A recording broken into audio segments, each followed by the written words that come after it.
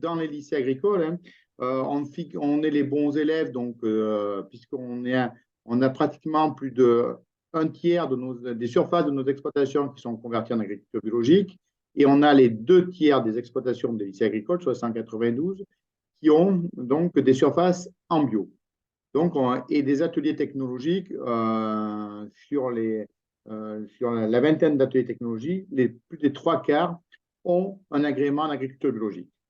Donc, juste pour vous dire qu'on est, on est des bons élèves. Alors, qu'est-ce qu'on fait? Donc, on fait principalement de l'élevage, des cultures sur ces terres. Et je crois qu'avec le Fonds Avenir Bio, ça va ouvrir des perspectives pour essayer d'émarger sur certains projets. Donc, j'en pense à un notamment. À ce moment, on parle beaucoup de protéines végétales. Donc, dans les protéines végétales, hier, nous étions à Mirecourt. Et c'est un bel exemple, c'est-à-dire c'est comment trier ou comment apporter un produit final auprès des consommateurs. L'an dernier, en mars 2023, avec l'agence bio, nous nous sommes rencontrés et avec mon chef de bureau, nous nous sommes rencontrés à la Bergerie nationale.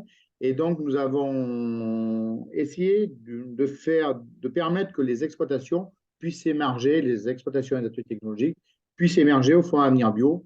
Et ce en quoi, donc, l'agence bio a répondu favorablement à vos projets. Et je pense que Ariel et Magali vont vous donner des idées de financement pour compléter dans les financements en région ou autres que vous pourrez obtenir.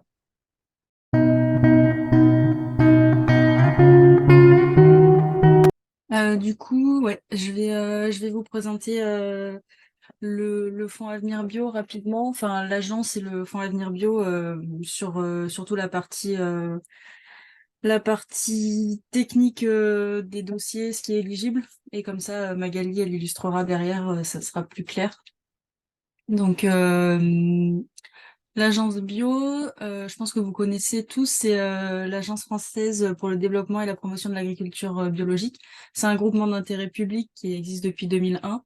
Et les membres du CA de l'agence, c'est nos ministères de tutelle, donc agriculture et environnement, et le SINABio, le SINADIS, la Fédération nationale d'agriculture biologique, les chambres d'agriculture, la coopération agricole, la FDC et les interbio régionales.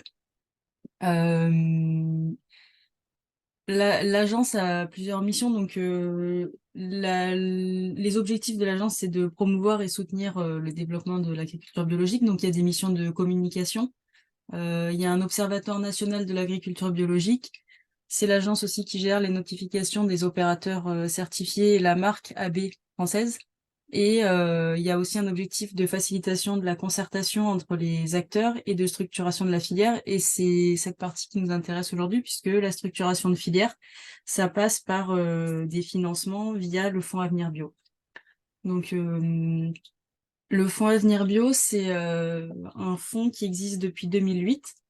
L'année dernière, il était doté de 13 millions d'euros. Là, pour 2024, ça va être 18 millions d'euros. Donc, l'objectif, c'est de soutenir le plus possible une filière qui est quand même en crise en ce moment. Donc, on a 5 millions de plus à donner aux porteurs de projets. Les objectifs du Fonds Avenir Bio, c'est de développer l'offre en produits issus de l'agriculture biologique, en permettant aux opérateurs de faire des économies d'échelle et d'investir pour sécuriser des débouchés ou de simplifier leur circuit logistique pour les approvisionnements. Les subventions, elles sont accordées pour soutenir uniquement des projets collectifs. Et par projet collectif, on entend des projets qui impliquent des partenaires qui sont complémentaires à tous les stades de la filière.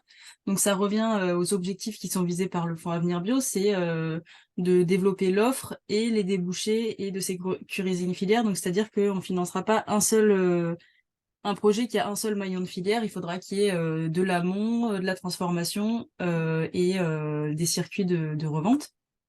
C'est des projets qui sont sur 3 ans, donc on conventionne sur 3 ans. Et on finance des opérateurs économiques des filières bio, donc ça peut être des associations, des entreprises, des coopératives, des groupements de producteurs. Et on ne finance que des produits certifiés bio. soit des projets qui sont 100% avec des produits bio, soit si au final il y a 50% de produits bio, ou 60% ou 70% qui sort, l'aide elle sera versée au prorata du pourcentage de bio qui sort. On financera pas si une installation elle a 30% de produits conventionnels, on financera pas 100% de l'installation. En termes d'investissement éligible, il y a des investissements matériels. Donc, si c'est de la production agricole primaire, on financera que des investissements à utilisation collective, c'est-à-dire qu'on financera pas un investissement pour une seule exploitation, puisque comme je l'ai mentionné tout à l'heure, vraiment c'est uniquement des projets collectifs. On finance également des investissements de transformation ou de commercialisation. Et en immatériel, on peut financer des postes, si c'est des postes en CDI qui sont liés au projet et recrutés pour le projet, et de la prestation de conseils aux entreprises ou de l'appui technique aux agriculteurs. Pareil, en lien avec le projet.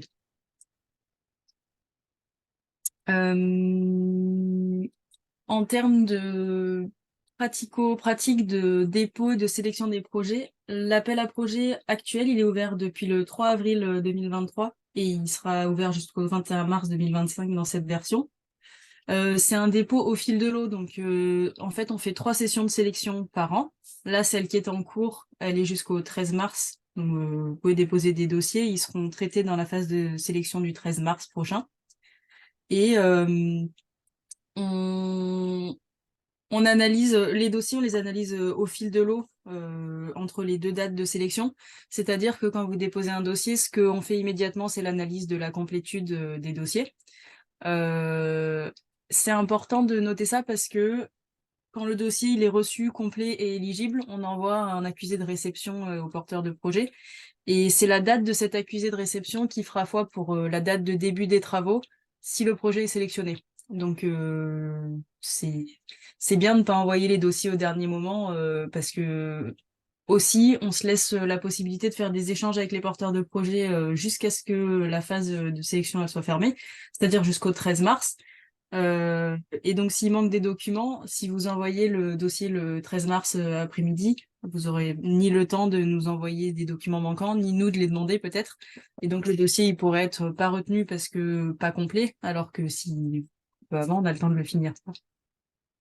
Donc, à partir de la clôture de la vague, les dossiers qui sont complets, ils passent en comité Avenir Bio.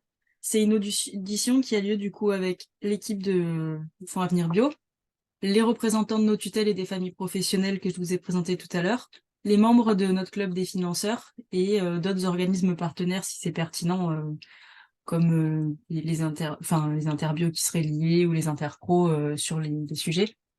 Donc c'est une audition qui permet à nous de poser les dernières questions et aux porteurs de présenter leur projet à tout le comité Avenir Bio pour aboutir à une notation des dossiers qui sera finalisée en comité administratif avec nos tutelles du coup pour la décision finale. Et ensuite, les dossiers retenus, ils passent en instruction approfondie pour arriver sur un conventionnement de 3 ans. Je vous ai remis les critères de sélection des projets. Donc tout ça, c'est dans le texte d'appel à projet, hein. Mais c'est important de les avoir en tête puisque la notation, elle se base là-dessus. Donc idéalement, pour avoir le maximum de points possible, il faut avoir respecté les critères de sélection. Donc on note en plusieurs catégories. Donc les projets partenariaux de filière, ça permet en fait de valoriser les projets qui présentent des partenaires à tous les stades d'une filière, donc production, transformation, commercialisation, distribution. Et ce qu'on évalue, c'est le nombre de partenaires, mais aussi la qualité des partenariats. Donc notamment si c'est des contrats, est-ce que c'est des contrats annuels, pluriannuels, est-ce que c'est prix fixé, est-ce que c'est volume fixé, est-ce que c'est commerce équitable, etc. Donc tout ça, ça rentre dans la notation. Pareil pour les impacts sur la filière bio. on note si le projet a un fort impact ou pas. C'est pas tant la taille qui va compter, qu'il y ait 10 000 producteurs en plus ou 200 hectares supplémentaires à la fin du projet, mais c'est bien l'impact même sur la sécurisation des circuits, enfin, sur le nombre de conversions, enfin, peu importe, quoi. Mais en tout cas, voilà. Euh, en... Ensuite, on note la cohérence des projets. Donc, la stratégie, la cohérence du plan de financement. On valorise le fait qu'il y ait des cofinancements publics qui ont été demandés, que l'aide soit cohérente avec les objectifs. Et l'effet levier, c'est un calcul qui se base sur les liasses fiscales. C'est pour vérifier que le projet enfin, aurait pas eu lieu de toute façon sans aide du Fonds Avenir Bio. Pour la valorisation des démarches avancées, c'est pour valoriser les projets qui s'engagent un peu au-delà de la réglementation générale ou qui présentent des avancées par rapport au cahier des charges. Euh, Ça peut être des démarches de protection de la ressource en eau, des démarches bas carbone, de l'économie circulaire, des signes de qualité, ESS, RSE, enfin peu importe. Sachant que pour tous les points que j'ai présentés, que ça soit les contrats, les partenariats ou les démarches avancées, il faut des preuves tangibles jointes au dossier, donc des pièces jointes signées, des certificats, des contrats. C'est pas du déclaratif. Voilà, il faut joindre des pièces de preuve au dépôt. Et il y a également des points bonus si le projet il est situé dans les DOM ou si le débouché principal c'est la RHD. Quand on dit débouché principal, ça veut dire si 50% des débouchés vont à la RHD en début de projet, ou si le projet il permet une augmentation de plus de 50% au cours du projet. C'est pas enfin, c'est tout ça, c'est marqué dans le règlement d'appel à projet, c'est détaillé. Voilà. Et il y a un point bonus aussi pour les filières élevage, où si la totalité des entreprises de l'amont à l'aval du projet sont 100% des opérateurs en bio. Voilà. En termes d'investissement, le plancher minimal pour candidater, c'est 50 000 euros d'investissement éligible. Et les plafonds, il y a différents plafonds, c'est 800 000 euros par bénéficiaire. Mais un projet Avenir Bio, il peut y avoir le porteur de projet et des partenaires bénéficiaires ou non bénéficiaires.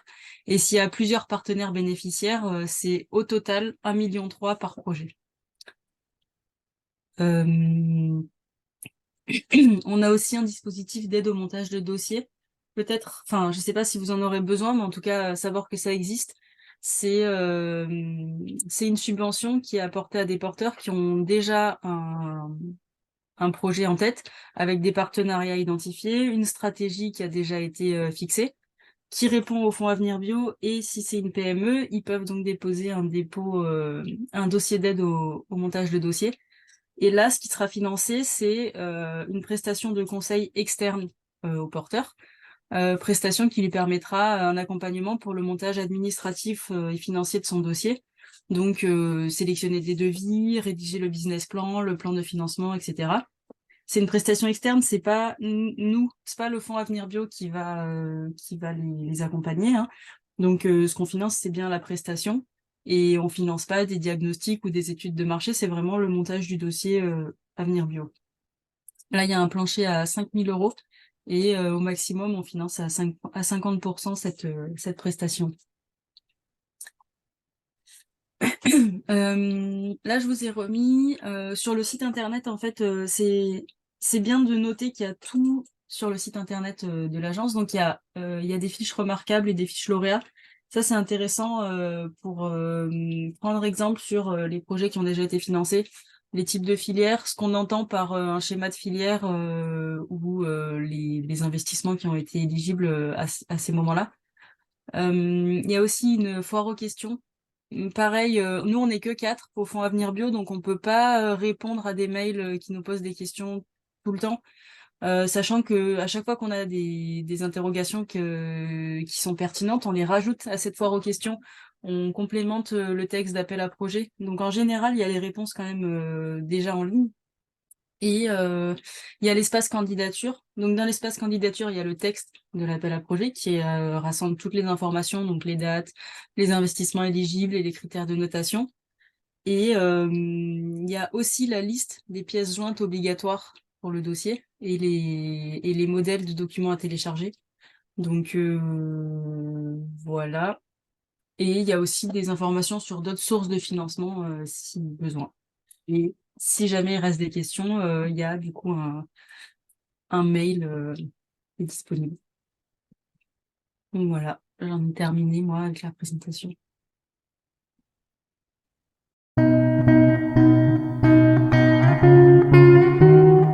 Bon, bonjour à tous. Donc moi je suis Magali Coulombé, je travaille pour Interbio Nouvelle-Aquitaine. Donc nous on accompagne les porteurs de projets au montage de leur dossier. Donc je vais vous présenter un petit peu rapidement notre structure parce qu'il y a des structures homologues un petit peu dans d'autres régions, j'y reviendrai pour vous donner un peu les interlocuteurs à aller chercher. Et donc nous, notre rôle, c'est vraiment d'accompagner les porteurs dans l'émergence, la rédaction, le montage du projet. Et je vous ai mis quelques expériences aussi qu'on a eues, exemples de projets, même si, comme l'a dit Ariel, tous les documents sont sur le site de l'agence bio. Et puis, n'hésitez pas après à aller voir aussi les fiches de présentation du projet. Voilà. Donc, pour démarrer sur la présentation, donc, en quelques mots, nous sommes une association interprofessionnelle dédiée au bio avec une dimension régionale.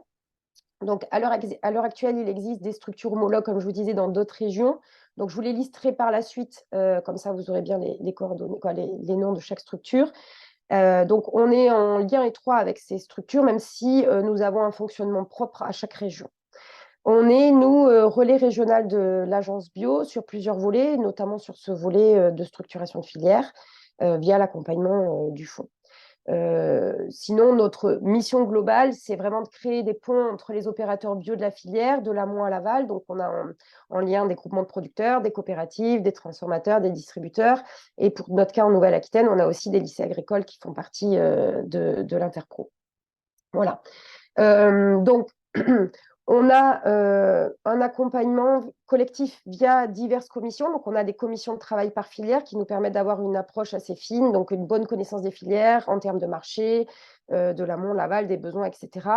On a aussi un volet promotion, restauration collective qui nous concerne moins aujourd'hui, mais on a développé une vraie expertise dans l'accompagnement de nos adhérents pour le montage de projets. Au fil du temps, donc, on a créé un réseau pour accompagner ces porteurs de projets. Donc, un des accompagnements que nous développons se fait sous forme de prestations d'accompagnement pour le porteur, pour la recherche et l'optimisation des dispositifs de subvention et de financement en général. On est donc relais régional du Fonds Avenir Bio, j'y reviendrai aussi. Donc, on est mentionné dans le cadre de l'appel à projet Fonds Avenir Bio comme référent régional et on est aussi référent sur d'autres fonds de garantie plus régionaux, ce qui nous permet d'avoir une vision globale de l'ensemble des leviers à activer pour un porteur de projet au niveau territorial ou national. On essaie de fournir donc un accompagnement clair, renforcé, facilité. En tout cas, l'idée pour le porteur, c'est d'avoir un accès très facilité pour monter son projet, trouver des partenaires et optimiser les financements de manière à ce que ce soit le plus opportun. Donc, en matière de subvention, concrètement, on balaye les différents dispositifs disponibles, donc région, État, Europe. On va explorer les fonds sur lesquels les entreprises sont éligibles en fonction du type d'entreprise, du type de dépenses, du montant des dépenses, et on va optimiser tout ça. Ensuite, on monte les dossiers, toujours en lien direct avec les instructeurs des différents fonds, c'est-à-dire qu'on a une très bon relationnel aussi. Il faut savoir que effectivement, comme disait Ariel, ils ont beaucoup de questions sur les dossiers. Donc, nous, on est aussi une première porte d'entrée. Il y a pas mal de réponses qu'on peut apporter, nous, au niveau régional. Et puis, à force d'expérience, c'est vrai qu'il y a des fois où on a aussi des tips et on n'est pas obligé d'embêter, entre guillemets, les référents Fonds Avenir Bio au niveau national en permanence. Donc, on monte les dossiers et on accompagne jusqu'à la justification et le versement des aides, voire contrôle notamment sur les fonds européens, il peut y avoir des fonds européens. En 2023, donc pour vous donner un exemple, on a 63 projets accompagnés, alors pas que Avenir Bio, c'est sur l'ensemble des projets filières, ce qui représente 46 millions d'euros d'investissement et 15 millions de subventions, pour vous donner un ordre d'idée. Pourquoi alors, on nous a invités aujourd'hui à venir parce que c'est vrai que du coup, bon, on fait un petit peu de pub, mais c'est vrai qu'on est, au niveau de la Nouvelle-Aquitaine, on est les premiers utilisateurs de l'enveloppe Avenir Bio depuis la création du fonds. Je pense que les opérateurs ont bien compris, l'importance de ce fonds et l'ont largement, optimisé en Nouvelle-Aquitaine. C'est vraiment une mesure qui est très intéressante au niveau régional, qui permet, j'y reviendrai, d'aller sur des dépenses qui ne sont pas subventionnées par d'autres fonds, notamment régionaux. C'est vrai que l'agence bio, va sur, de la création de bâtiments, sur, une petite partie du foncier, quoi. C'est vraiment des types de dépenses, même sur la création d'emplois et cetera, sur lesquels on n'a pas d'équivalent à l'heure actuelle, en région. Donc comme évoqué, j'élargis un petit peu le champ, donc pour vous présenter nos homologues, des autres régions. Donc il y a les Hauts-de-France, Aprobio, Interbio Occitanie, Interbio Pays de Loire, Biocentre, le cluster Bio Rhône-Alpes et Initiative Bio Bretagne. Donc on n'a pas de structure, juridique chapeau, hein, on est vraiment, très indépendant et on a des modes de gouvernance qui sont très, très différents, aussi entre les régions. Mais on a cette notion de structuration en filière, au cœur de nos missions. Ça, c'est le cas pour tout le monde. Donc on est tous relais régional, du fonds Avenir Bio, et donc vous avez un lien. Je vous ai remis l'extrait de l'appel à projet, donc qui vous encourage à vous rapprocher, des relais régionaux et donc si vous cliquez sur le lien, vous aurez le nombre d'interlocuteurs, dans votre région. Donc en Nouvelle-Aquitaine, chez nous, c'est Martine Cavaillé qui est ma collègue qui est tête de pont là-dessus, même si on est plusieurs salariés à pouvoir être capable de rédiger des projets. Voilà, donc ça, je vous ai remis le texte. Et, et du coup, n'hésitez pas à vous rapprocher d'eux, soit pour poser des premières questions, soit pour un accompagnement plus poussé sur le montage des dossiers. Donc là, il va y avoir pas mal de redites. Donc je vais aller vite parce que Ariel a présenté pas mal de choses. Donc, comme elle a dit, c'est vraiment uniquement la partie exploitation agricole et ateliers technologiques qui sont à présent éligibles au fonds Avenir Bio, donc qui peuvent prétendre au montage de projets.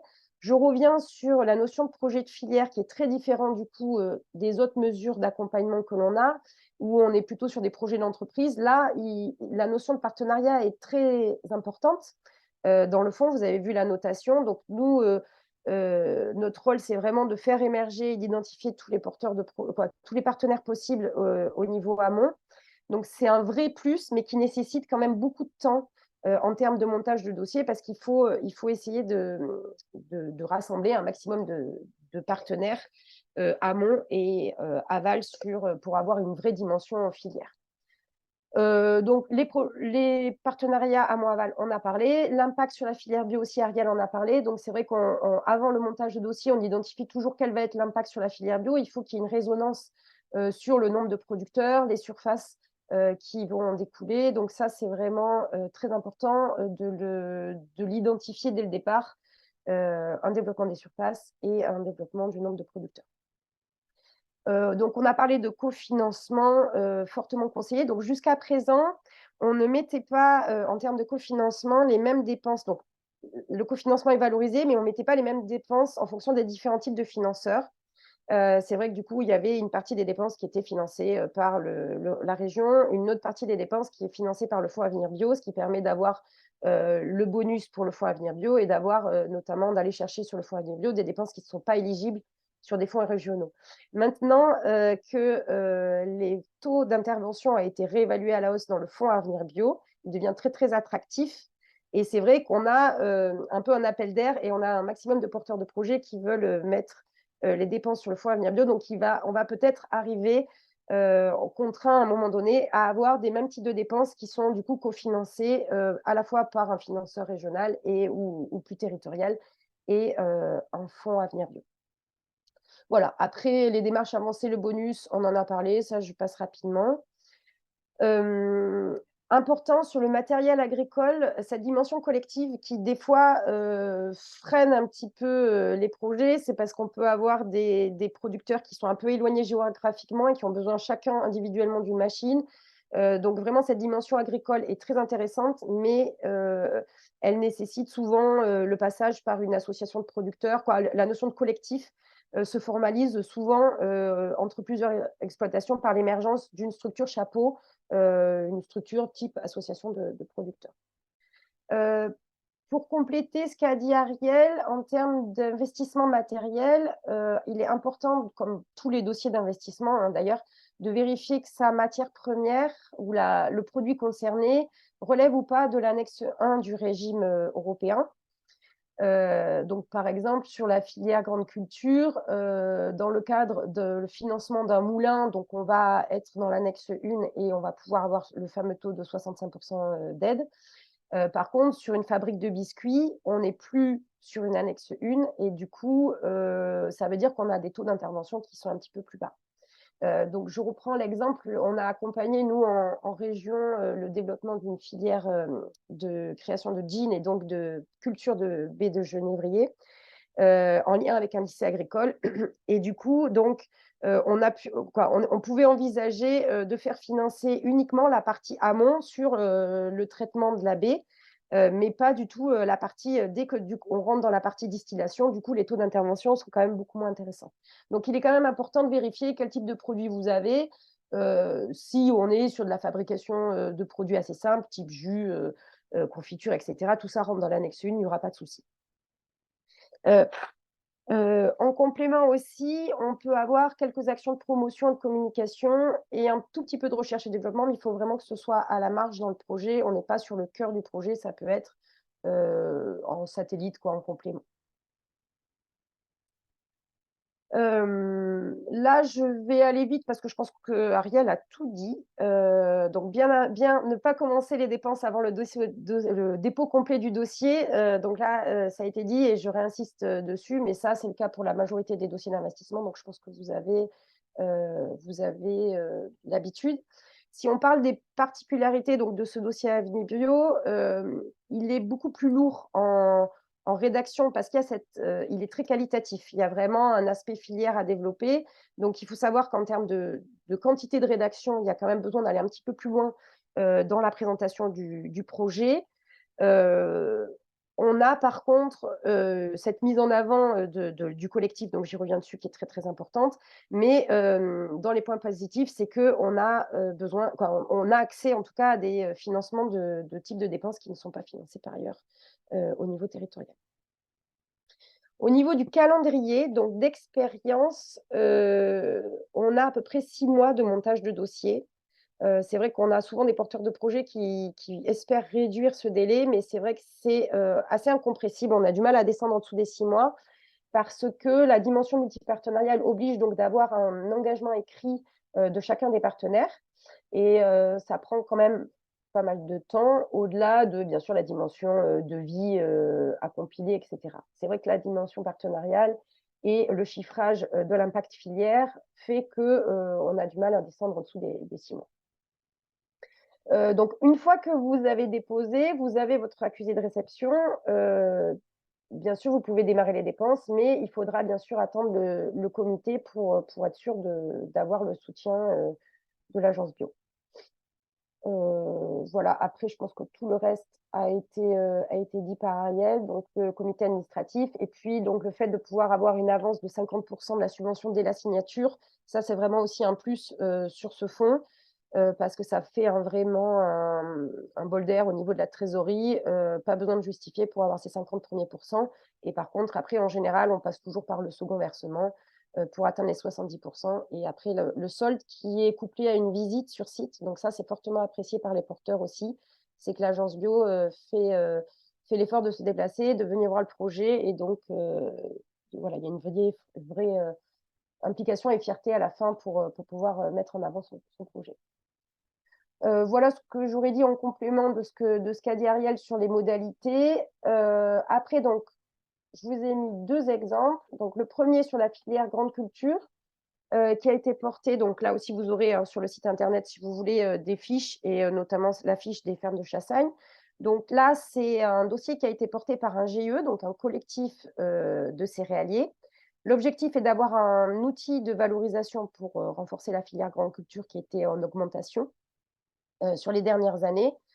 Donc le projet a permis de financer une ligne complète de réception, stockage, triage, transformation, conditionnement. Donc un coût assez important. Mais du coup, on a pu donc financer l'intégralité de cet investissement-là avec un cofinancement fort. Donc, on avait un cofinancement Europe Région avec le FEDER. Donc, vous voyez qu'on a eu quand même 600 000 € du Fonds Avenir Bio et 750 000 € du Fonds FEDER Région. Donc, ce qui est quand même pas négligeable dans le montage d'un projet et puis la création d'un outil. En termes d'impact, je vous ai mis aussi ce projet-là parce qu'on a eu un fort impact. Vous voyez qu'on est passé de 8 producteurs à 30 producteurs. Donc, c'est un projet qui a été très bien noté en termes d'impact potentiel sur le territoire. On a aussi la dimension équitable qui est intéressante. Donc, ça veut dire contractualisation pluriannuelle, engagement sur les prix, etc., qui a été aussi fortement apprécié dans le cadre du fonds parce qu'on a une garantie, comme disait Ariel, de débouchés et de valorisation de la production. Donc voilà plutôt les plus de ce produit-là, de ce projet-là, pardon. Du coup, il y avait aussi donc bien sûr un multipartenariat important, donc notamment un partenariat avec la Corab, c'est une coopérative de céréales qui est présente sur le territoire. Bien sûr, la présence de producteurs associés ou non associés au GIE et une union de fermes bio qui a été présente aussi sur le territoire. On a en partenaire aval, parce que là aussi c'est très important, donc des structures fortes comme Biocoop, Etikable, etc. Et à travers ce projet, la perspective de la création d'un nouveau débouché à travers la restauration collective en lien avec la plateforme Mangeons Bio Ensemble, qui est la plateforme de développement de resto-co local. Voilà, donc il y a eu des créations de postes aussi en termes d'impact. Voilà un peu pour vous donner la typologie du projet. Donc ça, c'est vraiment un peu la typologie standard des projets qu'on peut accompagner sur le territoire. Donc ça, c'était le premier, et je vous ai mis aussi un deuxième exemple donc sur la partie fruits. Donc la COFRA, c'est une coopérative de pommes qui est présente dans le Lot-et-Garonne. Donc là aussi, développement d'une station de calibrage et de conditionnement en pommes bio. Donc ça a permis de financer tout ce qui est outils donc de calibrage conditionnement et l'extension du bâtiment. Donc là, on a pu aller justement sur de l'immobilier qui n'est pas aidé par ailleurs en région. Donc on a un cofinancement région sur cette partie-là. La région a pris une partie des machines et l'équipement froid, et l'agence bio donc a pris l'extension du bâtiment, l'aménagement du bâtiment pour pouvoir accueillir les nouvelles machines. On est sur ce projet-là avec un fort impact aussi filière, parce qu'on était sur une filière pomme bio qui était en fort développement sur les dernières années. Donc on savait qu'on allait avoir des volumes conséquents de pommes bio qui allaient arriver. Donc c'est pour ça que vous avez en termes d'impact des forts impacts en termes de développement de surface et de nombre de producteurs qui sont liés au projet, mais le projet est aussi là pour répondre à une augmentation des volumes qui était conséquente, et il fallait se mettre en marche pour valoriser tout ce qui allait arriver. Voilà, l'outil n'était plus hors norme, avait besoin de se moderniser, et donc par les développements de partenariat, on a fait en sorte que la COFRA, donc le porteur de projet, soit au cœur de cette filière fruits et légumes et structure en fait un débouché performant en local pour les producteurs du territoire. Donc là aussi, des partenariats. Alors, il faut savoir qu'une coopérative ou un groupement, de fait, a des partenaires amont parce que dans sa structure juridique. Et donc là aussi, on avait aussi des partenaires aval de type Biocoop, Carrefour, etc. Et aussi des transformateurs qui valorisaient les écarts de tri en pommes. Donc des partenariats assez solides avec des contractualisations pluriannuelles pour la plupart. Donc ça permet donc d'optimiser l'outil. Dans le premier cas, le premier projet que je vous ai présenté, on est sur un développement d'activité. Là, on est sur une optimisation de l'outil qui permet d'être plus compétitif et d'absorber plus de volume au niveau territorial. Voilà pour les deux exemples que je voulais vous présenter. Il y en a bien d'autres, mais voilà, n'hésitez pas à aller voir sur le site de l'Agence Bio si vous voulez vous inspirer ou vous rapprocher de votre référent régional pour plus d'infos. Et je vous ai remis donc les coordonnées, mais que vous retrouverez bien sûr via le lien que je vous ai donné tout à l'heure.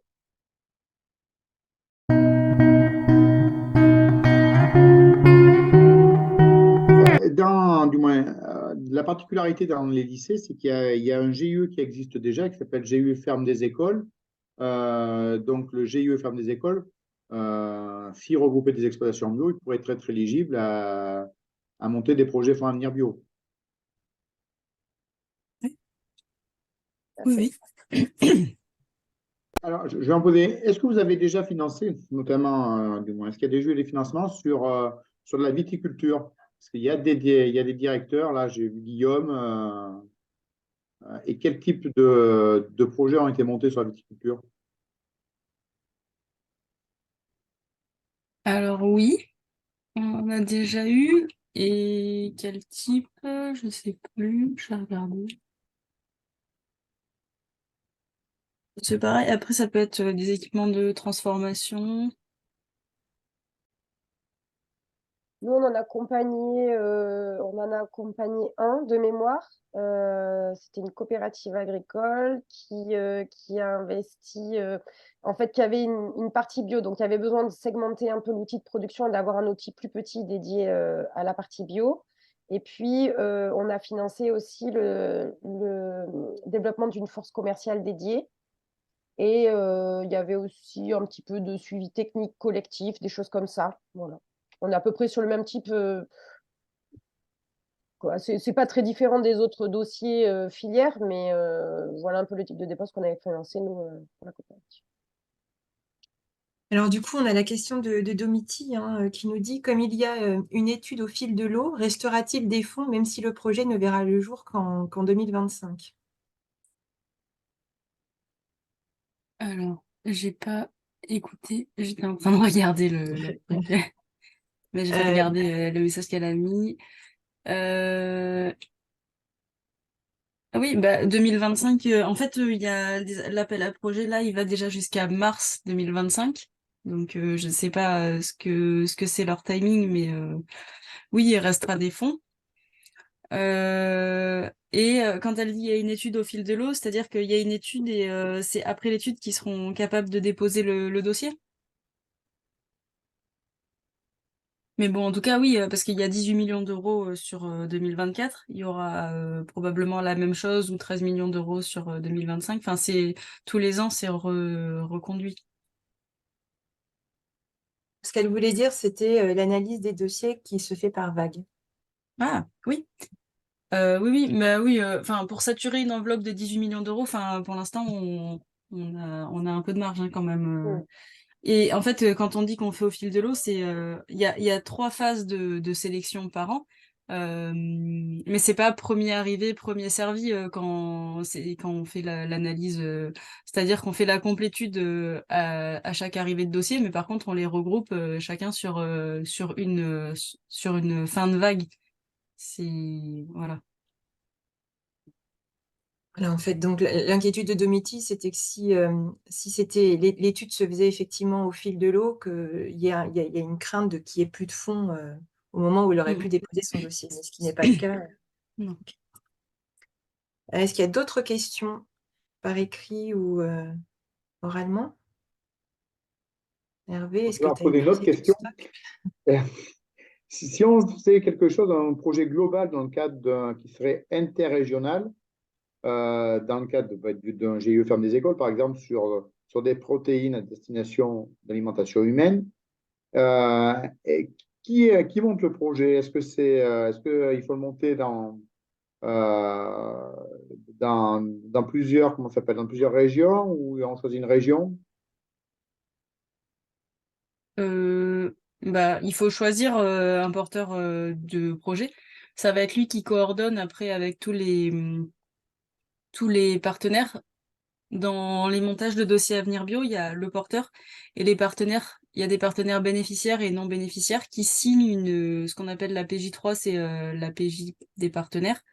Et dans ces pièces jointes, leur rôle sera décrit. Donc, il faut juste retenir que celui qui sera porteur de projet, c'est lui qui coordonne le projet.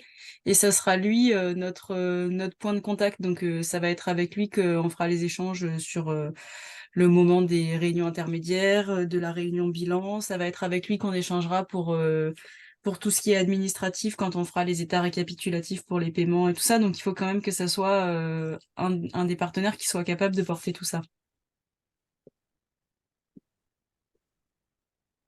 Après, dans les anciennes moutures de l'agence bio, le critère a été un peu supprimé, mais il y avait des points positifs justement sur le montage de dossiers à envergure interrégionale, quoi. C'était même un peu quasi obligatoire. Et donc, de fait, c'est souvent le porteur de projet, comme dit Ariel, qui prend le leadership et sa région, du coup, qui est un peu responsable, quoi, qui monte le projet, quoi. D'accord. Et je ne sais pas si tu l'as dit là, ou j'ai pas, Magali, là, du moins, quand vous montez un dossier, vous, donc c'est du temps que vous y passez. Non, voilà, donc je pense que vous ne le faites pas gratuitement. Non, non, non, je l'ai dit, c'est une prestation, mais je n'ai pas donné les modalités. Alors, il faut savoir que la plupart des porteurs de projets se font accompagner par des cabinets extérieurs privés qui prennent en général autour de 10-15%, quoi, bon, de la subvention réellement obtenue. Ça dépend des cabinets, hein. On a vu tout type de pourcentage. Donc, c'est quelque chose qui est pratiqué d'avoir une prestation qui est proportionnelle à la subvention réellement obtenue. On a quelques porteurs de projets qui sont indépendants de A à Z et qui sont capables de monter le projet dans l'intégralité. On l'a vu aussi. Mais la plupart passent par une structure extérieure parce que c'est quand même assez lourd administrativement. Et donc, dans notre cas, comme on n'est pas sur un cabinet, mais plutôt sur un collectif associatif, on a une prestation d'accompagnement qui est… Alors, ça, je parle de la Nouvelle-Aquitaine, hein, il faut voir après sur les autres régions, mais nous, on a une prestation de l'ordre de 3% de la subvention qui est réellement obtenue. Donc, si le projet ne passe pas, ben, on ne se rémunère pas. Et s'il passe, ce qui quand même est le cas quand on n'a jamais eu pour l'instant de projet avorté complètement, voilà, c'est une facturation de l'ordre de 3% de la subvention réellement obtenue. Ça représente, pour vous donner une idée, je pense que pour le montage, on est sur une quinzaine de jours pleins pour un accompagnateur. Et puis après, il faut compléter pour les demandes de paiement intermédiaire et les demandes de solde qui demandent aussi encore bien entre 5 et 10 jours de compilation des données. Sachant que c'est vrai que les dossiers qui sont accompagnés par les interbio, ils ont quand même 99% de chances de passer, surtout quand c'est les premiers dépôts. Parce que, bon, comme elle l'a dit Magali, c'est pas forcément facile, on demande beaucoup de pièces du dépôt et même pour les états récap. Donc, ouais, c'est pas perdu, quoi.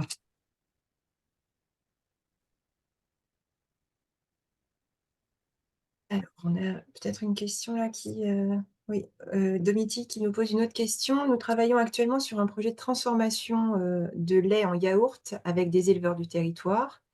Et la commercialisation serait gérée par une entreprise qui serait Bio et L'eau, qui nous vend la micro-laiterie et gère la commercialisation pour atteindre plus largement des marchés et lisser la saisonnalité de la commercialisation en RHD, par exemple, et non par le collectif de producteurs. Cela vous semble-t-il être un problème?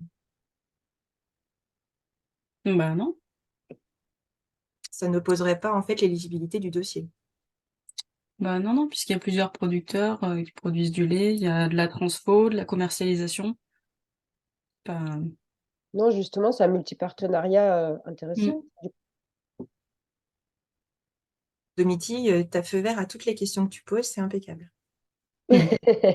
Après, il faut voir qui doit être le porteur de projet, qui porte les investissements au maximum. Est-ce que c'est Bio et l'eau Ou est-ce que c'est quoi, voilà, il faut voir qui porte, il faut lister les investissements et après choisir le porteur de projet en fonction de ce qui est le plus important. Et en aura, il y a une interview. Oui, c'est le cluster bio Rhône-Alpes qui est sur un schéma un peu différent de nous, mais qui a un fonctionnement assez homologue au nôtre. Et donc, je pense que c'est Bastien Boissonneau qui est référent sur ce fonds, si besoin. Y a-t-il d'autres questions?